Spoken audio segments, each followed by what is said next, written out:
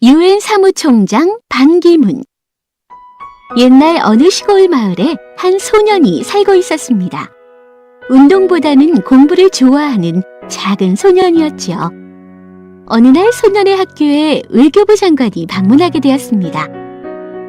체력을 튼튼히 길러야 합니다. 그래야 열심히 공부할 수 있습니다.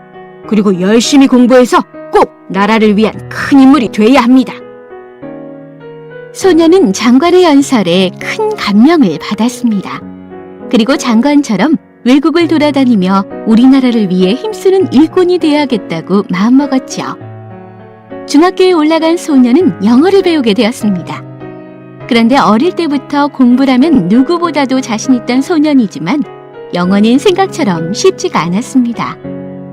꼬불꼬불 벌레가 기어가는 것 같은 글씨를 펜에 잉크를 찍어 적어야 했기 때문이죠.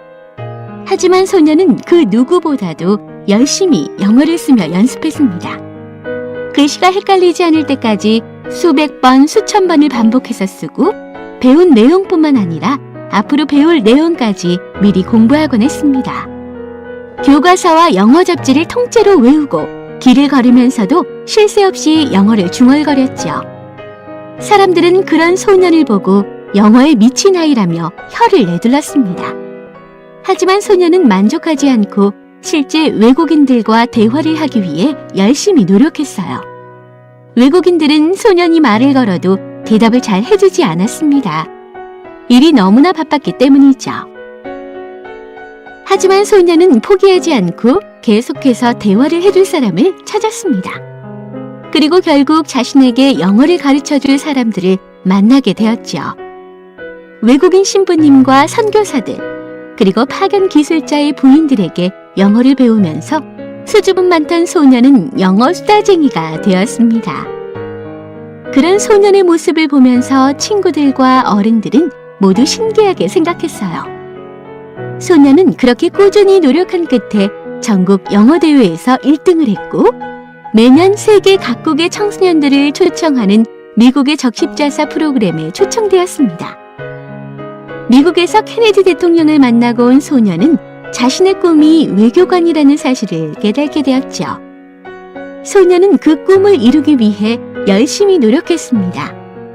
나이가 들고 마음이 자랄수록 소년의 꿈을 향한 열정은 더욱 커져만 갔습니다.